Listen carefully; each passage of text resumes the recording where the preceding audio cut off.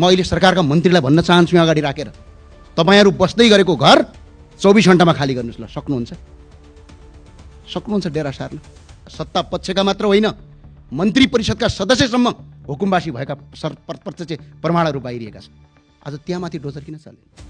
सम्माननीय प्रधानमन्त्रीजीले भन्नुभएको थियो, कर्णालीका सोइना हाममा सोइना, सुदूर अब दूर नै झिकै झिकै माया तमला। तर सभामुख महोदय, यो नीति तथा कार्यक्रमको 100 पृष्ठ पढेँ मैले। नीति तथा कार्यक्रम हेर्दा कर्णाली र सुदूरपश्चिमलाई छोएको अनुमति भएन। अब आउने बजेटले तय गर्नेछ ती शब्दहरू सपनामा लेखिएका थिए कि विपनामा। मेरो हातमा दुईटा किताब छ।